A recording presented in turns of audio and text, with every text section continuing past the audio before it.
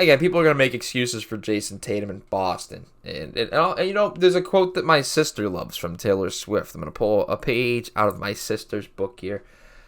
And the quote is, "Do you know the girl that lives in delusion?"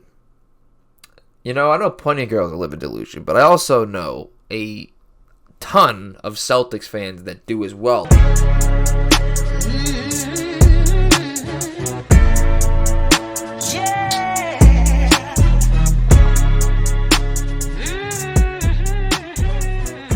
What is going on, ladies and gentlemen? It's your boy Rufus. We're back at it again with another installment of Rufus Rundown. We have finally made a triumphant return. I think it's been a couple weeks since I had Jake Ashworth on the show.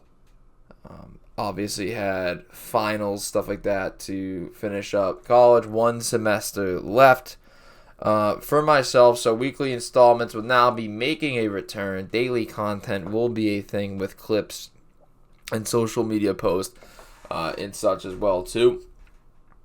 And I'm very excited to be back. The summer is going to provide me with a schedule to really, explore more options with this, and got some big news coming within the next week as well too. And some other announcements that I will be making, and possibly, like I said, daily content, even on top of the clips and stuff too. But probably more videos. Streaming is definitely up there as well too in the options that we have. Like I said, future is bright with the time that we have. A lot of NBA talk to get into for this episode specifically before we start getting back into bringing guests on. But obviously the NBA being very prevalent right now, especially last night with the Nuggets moving on and the Celtics forcing a Game 7. Before we get into that, I'd like to announce that I will be working as a sideline reporter for the Brockton Rox this summer. I know the games are streamed there. I'll be a part of the production crew there for some future leagues action, so going to be getting some meaningful sideline reps. Also exploring doing a podcast with my friend Brett Schaubs. Big shout out to him for the opportunity as well to working with the Brockton Rox. The Rufus Rundown very well could start having Brockton Rox installments as well too for the summer. We might be seeing weekly installments of a Brockton Rox podcast as well with myself and Brett. It's something we're going to be looking into, and as it comes about, we'll definitely be sharing it out there. But anyways, we're going to kick it off with Celtics and 76ers. I mean, what a horrendous gag by Philly this was. To me, with how do you, again, these both teams now having lost like big swing games at home, and I mean, Embiid can't do it all by himself. I mean, you would like for more out of Joel and out of James Harden to help, but he's already had 2 40-plus point games. I mean, Embiid playing on the bum wheel, had some turnovers in this one, but he did have a double-double. He did put up 26. The biggest story I thought in this one was the Tatum struggles, and you really, and I would say that the Celtics are more lucky today, but sometimes it's better to be lucky than good that he actually decided to show up like that. It was just one of the most horrendous starts. If you go through the first quarters of this entire series with Jayson Tatum, even the first half, he was 11 of 15 for 26 points the first half, knocked out all his threes in Game 1. But then Game 2, Jayson Tatum was not so good. 1 of 4 in the first half from the field. Only 7 points in Game 2. Game 3, Jayson Tatum 13, 5 of 12 shooting, though the field goal percentage wasn't there. 2 of 7 from 3. The following game, 1 of 9, 0 for 3 from 3 with 2 points in the first half. And then followed that up with the 15 points. But 3 of 11, 1 of 6 shooting. He got to the free throw line at the very least. And then, obviously, he had 3 points through 3 quarters last night until he decided that he was going to knock down a couple of threes. And I think this one's more on Philly fumbling the opportunity, especially in a game where he struggled so much. And, I mean, they did not play great basketball either. I mean, Marcus Smart had a very good night. Malcolm Brogdon knocked down some big shots. But again, I'm very critical of the Celtics for not being able to smell blood in the water and attack opportunities, and they failed to in Game 5. And I don't even really think they totally capitalized in Game 6 in the way they should have, because they held big advantages of double-digit leads at points, and Philly scratched and clawed all the way back, but it looks like they spent up all their juice because Tatum alone outscored them in the fourth. And again, it wasn't totally. You want your again. People are gonna make excuses for Jayson Tatum in Boston, and there's a quote that my sister loves from Taylor Swift. I'm gonna pull a page out of my sister's book here, and the quote is, "Do you know the girl that lives in delusion?" I know plenty of girls that live in delusion, but I also know a ton of Celtics fans that do as well. Like, all is forgotten with Jayson Tatum when he knocks down those couple of shots. Like, there's still the glaring weakness that Jayson Tatum is not a big fan of big moments. He knocked those shots down, but again, the post game interview got me too, in the sense where, and I'll play the clip for it here. Humbly, I'm the best basketball player in the world. And then he goes, you can't have one of the most historically bad first halves of basketball, even first three quarters that I have seen, with 3 points, being the true superstar that's supposed to lead your team to bigger and better things, and then knock down a couple of lucky threes and start talking about that. Because if he misses that first three, you know that he tucks for the rest of the game. He defers. And Philly wins, they move on. And Jayson Tatum is not telling you that as one of the best basketball players in the world, they have to be better. He's telling you that as a unit, they have to improve, and we need to stick together, rebound, and run it back next year. So don't give me the humbly, I'm one of the best basketball players in the world. I mean, yes, you're on the All-NBA first team. You are one of the best basketball players. Don't go in the public, humbly, I'm one of the best. I got to have that confidence. No. Your teammates bailed you out of this one. And lucky for you, you decided to actually knock down a couple of shots late. And the Sixers decided to play horridly and miss a lot of shots late. I think at this point you can see that Embiid late in games is definitely gassed, doesn't have the legs late, considering the injury to him. So I Philly did more to lose this one than I think the Celtics did to win it. Tatum missed 14 of his first 15 shots. And the Celtics held a 16-point lead at a point. They should be winning these games that by 30. I don't even think this should be a series in reality, but because of how poorly he's played down the stretch, and to start these games, it's brutal. And Tyrese Maxey, I think, deserves applaud. He deserves his flowers. Tyrese Maxey has been very, very good in this series. Harden's had some big games. And if Harden was even, I think, more consistent than having those big games, I think that this series would be over too, because he would have a better game. This a little bit more aggressiveness from James Harden.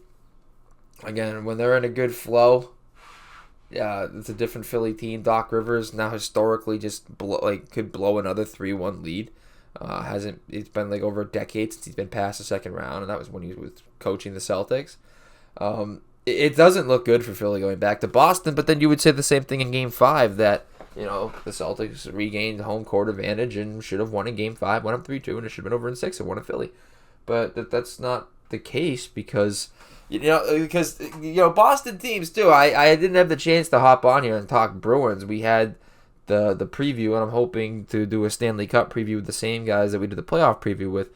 None of us expected the Bruins to go out in the first round. I'm not saying win the whole thing, but the first round.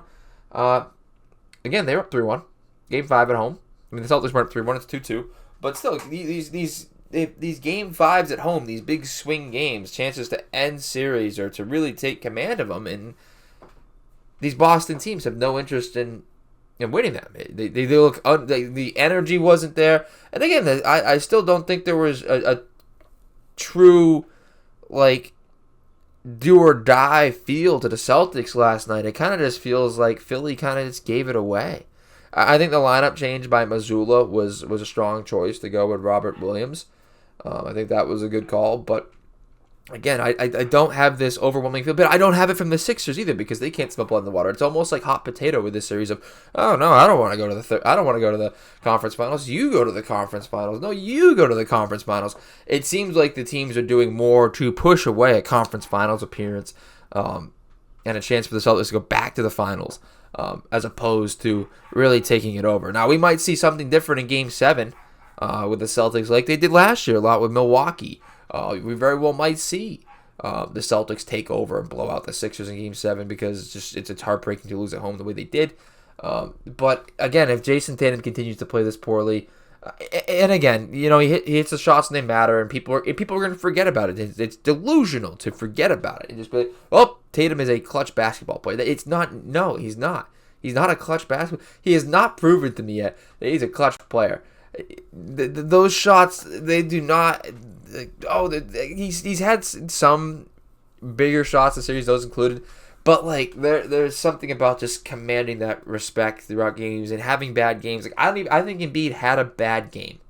I think Joel Embiid did not play well in this game, if I'm being completely honest, and he still managed to played 41 minutes, had 10 rebounds, 1 assist, 1 steal, 3 blocks, 26 points. And I don't think he played well. He shot 9 of 19. I don't think Embiid played well. That's a bad game for a superstar, give or take. Tatum with 19, but the 3 points, once the 3 started falling, they started falling. Like he's just a very streaky player. And they go up, he hits the second one, and then from there they're already up, and Philly's pretty much just tapped out in the last 2 minutes. I mean, Jayson Tatum was MIA for 40 minutes of this basketball game. Like, we have to talk about that. And he continues to struggle in this series, and I don't think he really hasn't played well late. And he really hasn't improved. He struggled against Golden State. Him in the playoffs is a problem, and they get away from Jaylen Brown. Jaylen Brown normally plays well early. He's assertive, and then he doesn't touch the ball late. He doesn't get his shots up late. So it's crazy to me. I mean, I'm going to try and take a peek at the fourth quarter stat, or even the second half stats with Jaylen Brown. Only taking 3 shots in Game 1. I ended up getting up 8 shots in Game 2. Then we go to Game 3. What's Jaylen Brown doing? 4 of 10. He actually getting his looks there. He's just way more assertive than, and then 3 of 5 less shots than Tatum in Game 4. 5. We'll take a peek at Game 5 for Jaylen Brown. Again, still less than the second half. And then if you really want to get to, it's the fourth quarter where Brown really doesn't get his touches. If you wanted to get specific with it, and I don't. He's way more assertive. Marcus Smart, I think, he'll deserve his flowers for last night too because he had a very good night. Marcus Smart with 22 last night, 7 rebounds, 7 assists, 2 steals. I mean, really good performance of Marcus Smart and in leading his team in scoring. And I don't think anybody's really wants to talk about it. No one wants to talk about it, which is wild to me. Like, everybody's gonna slander Marcus Smart when he does something wrong, but the second Tatum hits a couple of shots after going 1 of 15 to start the game, everybody goes banana. I mean, 19 points on 21 shots is horrendous. Like, the efficiency is not there. It's better defense in the playoffs, yes, but the efficiency is not there, and it's not sustainable. I mean, again, Philly just absolutely gagging with only 13 points. I mean, Tatum outscored him alone. And this guy didn't have 3 points the whole game. So it's not that you allow that to happen. It's that you don't capitalize on this team's superstar struggling. And so, I don't see any. Celtics probably moving on to the next round. They'll probably take it home in 7 just because Philly just looks so defeated. But man, it's just a missed opportunity and just a blown. What's going to eventually be a blown series lead for the 76ers. So next up, I want to get into the Nuggets. Moving on, the Nuggets knocked out the Suns, the Kevin Durant-led Suns, 125-100 last night. It was a big night. Big night for Nikola Jokic and the Nuggets. And just, again, they have some pieces. They have depth. 44 points in the first quarter, 37 points in the second quarter. I mean, just absolutely destroyed the Suns in that first half. And they had it coming. I mean, Devin Booker wasn't going to be able to continue to put up the numbers that he was putting up. He only had 12 in this one, and that's not on Devin Booker. I think it's going to fall more on the shoulders of Kevin Durant and the fact that there's not a lot of chemistry with that team. I mean, Cam Payne played really well for Phoenix, but again, KD's got you need a KD game. You need a big KD game, and Booker falling through, and you needed more, I think, from KD throughout these playoffs. And again, I think there's some similarities between him and Jayson Tatum there in a sense where it's like super, super talented players and scorers. When it comes to the playoff time, they're a different kind of player. And I don't want to hear about Kevin Durant and the Warriors run because he was on the greatest team of all time. So, one of the most stacked rosters ever in terms of shooting too. It's just I can't. Don't bring that up.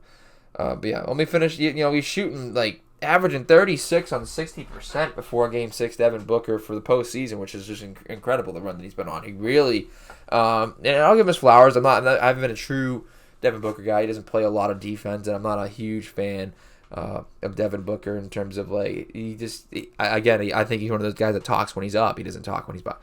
He can't talk his game all the time. Only when he's up and doing well.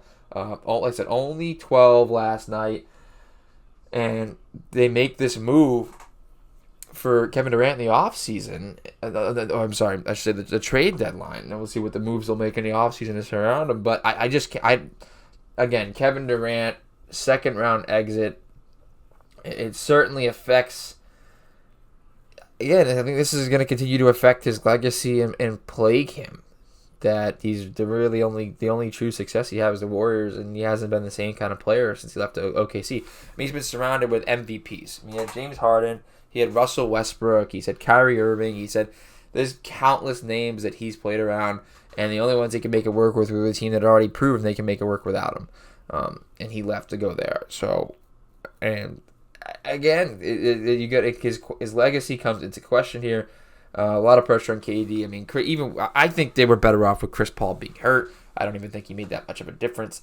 Ayton being hurt, I think hurts because at least he's not. You don't get the physical tiredness of Nikola Jokic, because Jokic again triple-double last night for Nikola Jokic with 32, 10 boards, 12 assists. He had 3 steals and 1 block too. I think that's the biggest thing I think you can see with this Nuggets team is that Jokic is playing much, much better defense.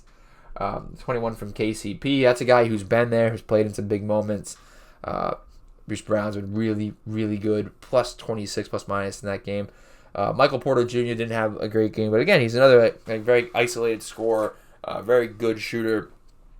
This is a Denver team with the way that they're playing. I think is 100% championship caliber. I think you very well could see them go to the finals, and I don't know if there's any teams left that really outside of the Sixers that have a guy who's going to be able to deal with Nikola Jokic. I guess Draymond.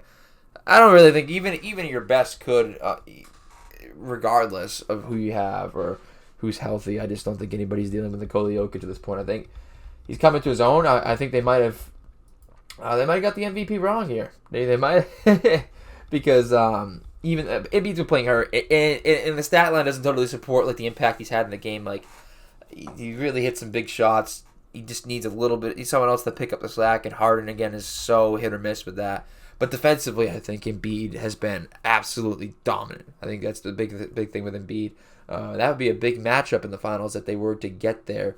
Obviously, still a lot of playoffs left to talk about. But yeah, Super Team Suns, they can't get it done. They falter. KD can't lead a team again. I know the CP3 injury. And still, even without CP3, I think they should.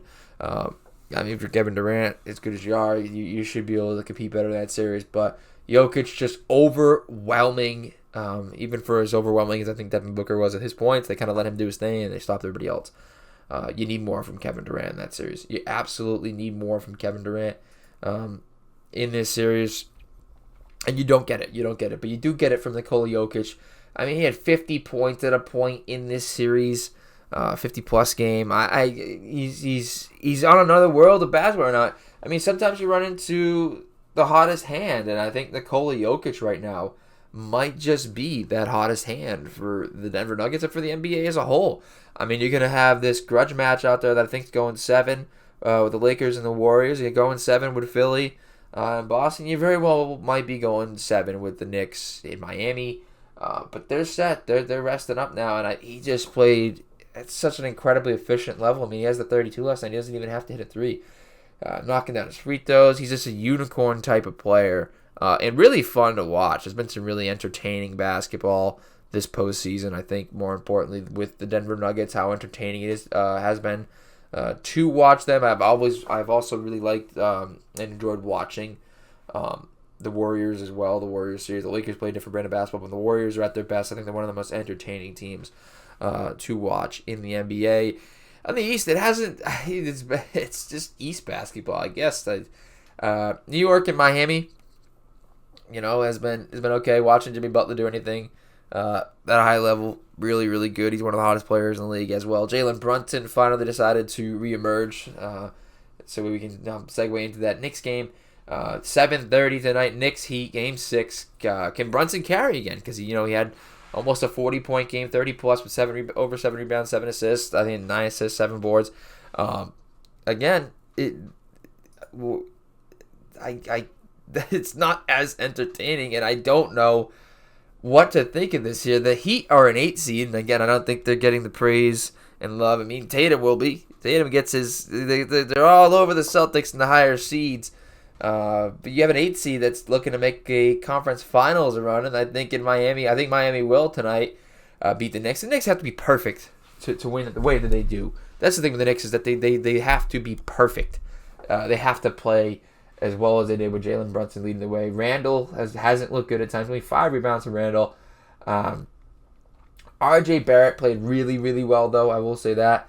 But yeah, Julius Randle, 24 points, 0 plus minus. Like, he's just indifferent. The points are just there. But yeah, R.J. Barrett played very well. Jalen Brunson played very well. That's the big thing and Barrett knocked down a couple outside shots. But yeah, Jalen Brunson truthfully leading the way with 38, 9 boards, 7 assists. And again, he's probably one of the most underpaid superstars in the league now. Probably could have been an All-NBA contender, but it was really, really great year from Jalen Brunson. I think it comes to an end tonight, but again, they have to play. Brunson has to be dropping 40 for them to, I think, win in this series. I mean, again, just Miami really not showing up all that much. Jimmy Butler is, probably going to take over in this Game 6 at home. If it goes back to New York, I do see the Knicks pulling it out, but I don't see it going back to New York. I see it being over tonight in 6. Again, like I said, Jalen Brunson has impressed me this year a lot. The Knicks are a move away. I don't know what that move is. You better hope it's the right one, but they're a move away from being a true conference finals contender because Jalen Brunson is a true superstar. They have some depth in defenders. They have R.J. Barrett, Mitchell Robinson, Quentin Grimes. They have some pieces. So we'll see what moves they have to make. I just don't see this being the team. But then again, anything can happen in the East, really, because they're up against an 8 seed, and then you go from there. There's nobody in the East right now that has really done anything, or I think, to really solidify themselves as favorites. I mean, I think Miami has probably played the best out of anybody in the East. I haven't seen anything from the Celtics that has wowed me. The Knicks, they did upset the Cavs. That kind of wowed me. But in this series, they've kind of cooled off. Miami's been the steady hand.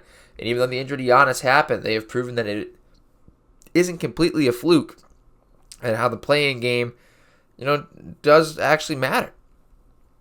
Same with the Lakers out in the West too, which I'll be getting into that game next before I sign it off here. The little half-hour increments, we really like it with the show. But yeah, again, it was just a down night from Miami. I think they were just expecting, we'll go back home, we'll take it, and they did make a push late, but at the end of the day, it wasn't enough. Duncan Robinson knocking down 5 of 10 threes again. It comes down to Jimmy Butler. That's really it with the Heat. They surround him with a lot of shooters. They play really good defense. They have guys who can defend and play on the switch, like Bam Adebayo. And they have veteran presence like Kevin Love, Udonis Haslem over there on the bench. Again, they're a gritty team, and I see them taking it in 6. It doesn't mean it's a lost season for the Knicks. I still think it's a very good season for the Knicks. Now you look at the Sixers, Celtics are just lost season for them. They lose, but I think if either of these teams, duck out of here in this second round, it's not lost seasons for them. I still think they have a lot to look back on. Unlike the Suns, who I think it is lost season. You make all those big moves, you give so much. You see how good Mikal Bridges has been. You give him so much stock for Kevin Durant, and he still can't lead you.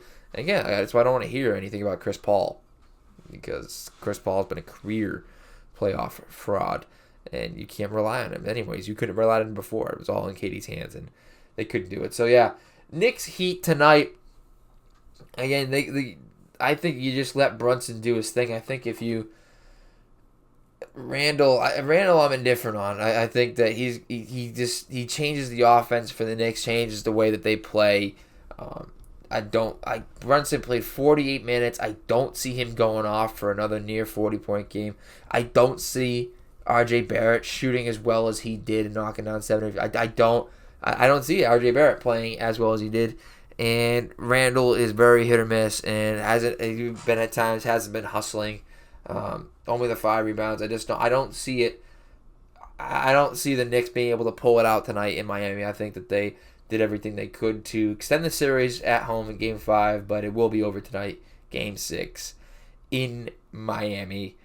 So that'll set up Miami to play most likely Boston in the conference finals. So that'll be that bubble rematch where the Heat went to the finals. And we might even see the Lakers get back there too, in which the Lakers beat them, because we have it's 3-2 now between the Warriors and the Lakers, and Anthony Davis was leaving in a wheelchair with the head injury, with a blow to the head. Steph's been a really good passer this series. He's also hit some shots. Clay's kind of looked like the old Clay. There's been a lot of defense in this series too. I must say that I've really loved watching the defense in the NBA playoffs this time around. They've played some really good defense. The scoring's much lower, kind of like playoff hockey, where it's a different brand of basketball now. The Warriors kind of looking to avenge that. They blew a 3-1 lead. Well, the Lakers were up 3-1. So we'll see. They split with Golden State at their place, and they took 2 in LA, but then Golden State came back, grabbed the W at home. So now they're going to go see if they can beat the Lakers in LA. Is AD going to be healthy enough? This concussion protocol is a strange thing. The NFL, the guy left in a wheelchair. He could barely stand, and now he's walking under his own power. So I don't know. I'm not a doctor. I'm not going to get into the specifics, but it's definitely going to be a weird look. And Anthony Davis's health is always in question. Even if normally it's a joint or a muscle or a back or a shoulder. Now it's his head. You can't really do much about that, but it just continues to add to that storyline of him not being able to be healthy. Again, you're gonna need a really big LeBron James performance. You get the supporting cast. I really like this Schroeder off the bench. You've seen the performances from Lonnie Walker. They play a lot of guys getting minutes. Of course, there was a blowout in that one too. Lonnie Walker showed up big, and now he's getting a lot of minutes in the rotation. Rui Hachimura, Vanderbilt. I just offensively not there, but obviously a good defensive player. They don't really need him specifically in this series for his purposes. But it's going to come down to LeBron and Steph. Draymond, though, 20 points in that previous game with 10 rebounds and 4 assists, 2 steals, a block. Draymond, great passer, great basketball player. Just very unique in what he does. Again, Steph shooting 50%. Wasn't great from 3, but had 27. 8 assists, but it's more than just the assists that he has. He's been passing the ball very, very well in this series, playing facilitator, moving the ball around in the offense. Not a big game from Clay, but again, it came down to Draymond Green. Wiggins has been good since coming back. The Gary Payton reemergence in the starting lineup to his defense, but he's also, again, plus 20. He had the highest plus minus of anybody on the team. So clearly playing an impact. Because you got to shuffle things around with Jordan Poole, who hasn't been his best in this series. And I don't even think it matters in this one as much as I think it will in the next one, where you have to find Jordan Poole if the Warriors are able to come back and win this one. I do see the Warriors winning tonight. I do see it going 7. From there, I'm taking the Warriors in 7. With the health in question of AD and LeBron, I'm not too sure. Because LeBron had the foot thing too. Again, this is a Warriors team, and I can just see get rolled. The Lakers better hope they win tonight, because if it goes 7, the Warriors are taking it. Again, you're going to need better shooting from Klay Thompson tonight. But again, I think Steph's been playing really good basketball, even if he hasn't been shooting that well from the outside. You're not going to get another 20 from Draymond Green, though. So a player like Jordan Poole or a player like Klay Thompson is going to have to shoot better. But Draymond's going to continue to do his thing. His value isn't just limited to his scoring. But he's been an offensive weapon. He's had, I think, 2 games this postseason now where he's had over 20 points. And that's not him, but he's been very, very aggressive. They've pushed the ball in transition. And they just, sometimes you watch them move the basketball. It's just fun to watch. And the Lakers, on the other hand, too, they play a different brand of basketball. They play a post game. They slow it down, and it's worked. But I think the Warriors are going to be able to outpace them late. I still can't believe it. AD left in a wheelchair, and now he's just probable. Like the NFL, that stuff ain't happening. You ain't seeing that happen. Yeah, it's just not. Concussion protocol. My boy ain't playing. But then again, Tua happened. This is another Tua Tagovailoa case now with the NBA, right? Where you might just see Anthony Davis collapse in the court. Hey, this is go down. Starts, holding his hands up in weird positions like Tua was. Again, I hope that's not the case. But it is super strange to see the guy leave in a wheelchair. But now he's probable to play? Like, what are we talking about? Like, how is this? Where's the head injuries just don't heal like that? I know you need him, but maybe get him back for 7. But it looks like he's going to play tonight. Again, I'm taking Golden State in 7 in this one. I think it's going to be Golden State and Denver, and it'll be Boston and Miami out there in the East. And I expect some series, both these series to be over tonight. It's just going to be the 2 best words in sports. Game 7. So it'll be Game 7 between the Celtics and Sixers. That'll be the last one left, and we'll see where that one goes. Again, I think it'll go either way, but it's probably going to be the Celtics just based off the swing of momentum. But then again, it looks like neither of these teams like the idea of seizing momentum. It looks like they just kind of like to just push it away. You can have it. We don't want the win. We don't want the pressure. You can just have it. The pressure's off when you're down. You have nothing to lose at that point. But neither team has anything to lose in Game 7. So we'll see. Everything to lose, nothing to lose. We'll see. Whoever adopts that nothing to lose mentality probably going to take it. Again, in a Game 7, if Tatum comes out, shoots over 10 in the Garden, or 1 of 15. If Tatum does anything similar to what he's done in this series in terms of early in these games, the Celtics will not win. But then again, you look at Philly, and they couldn't capitalize it on once. I just don't. Again, if Tatum does that again, I don't expect it to be that bad. You might see a first half from Tatum where he's like 4 of 12, but puts up 11 points at 3 line. That's acceptable. I mean, other guys can pick him up, like Jalen, Marcus Smart. The guys can pick him up because he's just not a playoff performer. But he's going to have to figure it out sooner or later. But in this instance, I don't see him having a big first half, but I also don't see him having one as bad as he did in Game 6. If he does have one as bad as he did in Game 6, the Sixers will take it, though. But yeah, that's where I'm looking at. I'm looking at Heat Celtics in the East, Warriors Nuggets in the West. The Lakers better hope they can close it out tonight because I just don't think they have the legs to run it by Golden State, back in Golden State for Game 7. So that'd be a little revenge on the Steph blowing the 3-1 lead to the LeBron-led Cavs. LeBron with the Lakers now. Be a little revenge on that blowing the 3-1 lead. But I see the Warriors coming back to win it in 7. It's pretty much everything we got NBA-wise. Not any crazy hot takes. He's calling Jayson Tatum lucky. I guess kind of, I still think they are lucky. The Celtics were lucky that the Sixers just decided not to stop playing basketball in the fourth quarter. But the Celtics playing defense too. They're trying to stop him. So that's the one thing I will say about Tatum is that he did play well in terms of moving the basketball and playing defense throughout that one. But you just can't have your superstar putting up 3 points. You can't do it. Can't happen. Can't happen at all. You're entitled to your bad games, but it's been a bad series. And that was one of the most horrifically bad starts ever. But he did make up for it with a couple big shots late. So we'll see how both these teams respond in the future. Appreciate everybody for tuning in. Like I said, we're back to weekly installments. Probably more, honestly. I got to hear more clips and stuff more. But with my schedule and everything coming together, we're trying to monetize too. Advertising. There's gonna be a post for advertising as well. You see that we already got some things up on the banner. Again, I work out prices with if you want to be shown on the videos, if you want an actual ad video, if you want an ad read within the video. All of those prices will vary. We have different conversations. Monthly subscription style advertising is what it's going to end up being. So that's all soon to come. There's other content that I will be producing towards later in the summer. Of course, we'll have the Rufus and the Rocks podcast that I think we're able to make happen with Brett Schaubs. Big shout out to Brett Schaubs.